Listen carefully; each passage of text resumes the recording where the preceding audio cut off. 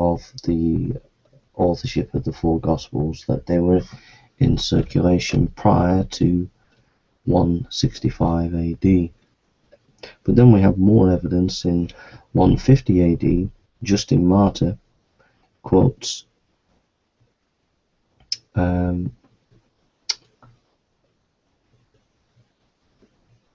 gives us some important information concerning the Gospels, and quotes the Gospels. He says, "For the apostles in the memoirs composed by them, which are called Gospels, have thus delivered unto us what was enjoined upon them. There follows the institution of the Lord's Supper." First Apology 66. "On the day called Sunday, all who live in cities in the country gather together to one place. The memoirs of the apostles or the writings of the prophets are read as long time permits. Then the reader has ceased. The president verbally instructs and exhorts the imitation of these good things." First Apology 67.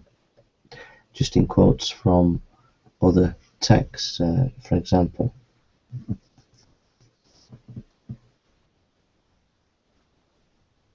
Matthew chapter 11:27. "All things have been committed to me by my Father. No one knows the Son except the Father. No one knows the Father except the Son, to those the Son chooses to reveal him." Just in quoting Mark 3:17, "James, son of Zebedee, and his brother John, to them he gave name Boanerges, which means sons of thunder." Justin also gives us quotations from Luke. In Luke 22:44, he quotes, "And being in anguish, he prayed more earnestly, and his sweat was like drops of blood falling to the ground." So Justin Martyr tells us what the early church was doing with the Gospels, but also tells us information about quotations from the Gospels.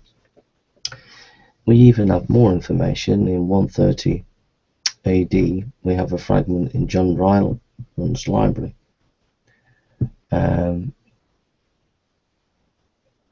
Of John 18, verse 31-33.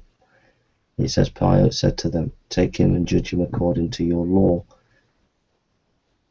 This fragment, apparently, I think recent scholarship dates it to the 1st century. Then we have Papias in 120 to 130 AD, perhaps 120.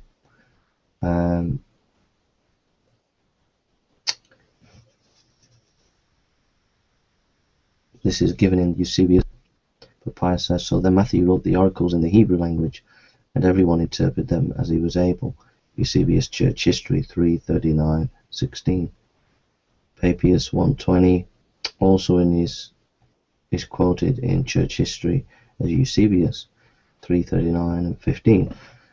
We read, "Mark, having become an interpreter of Peter, wrote down accurately, though not in order, whatsoever he remembered of the things said or done by Christ. For he neither heard the Lord nor followed him, but afterwards, as I said, he followed Peter, who adapted his teaching to the needs of his hearers, but with no intention of giving a connected account of the Lord's discourse, so that Mark committed no error while he thus wrote some things as he remembered them, for he was careful, for one thing, not to omit any of the things which he had heard, and not to state any of them falsely."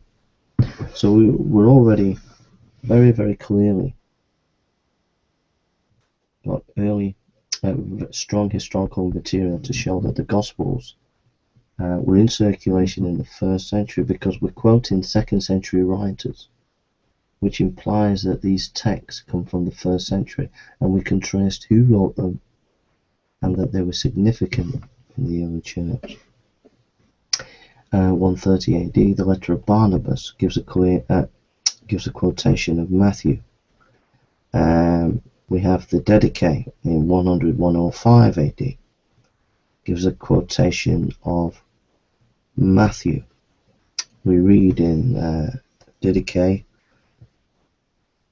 chapter 8 verse 2, he quotes Matthew 6:5, "And do not pray as the hypocrites, but as the Lord commanded in his gospel, pray thus, Our Father who art in heaven, hallowed be thy name," etc. So strong historical attestation there of the early Gospels, and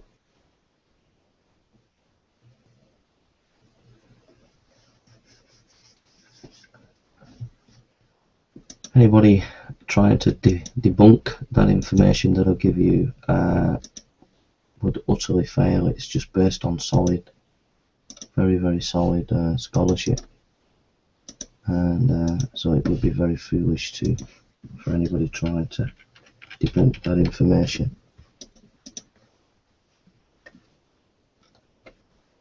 And you can easily debunk the skeptics by going to the Church Fathers and finding the comments and quotations that they make.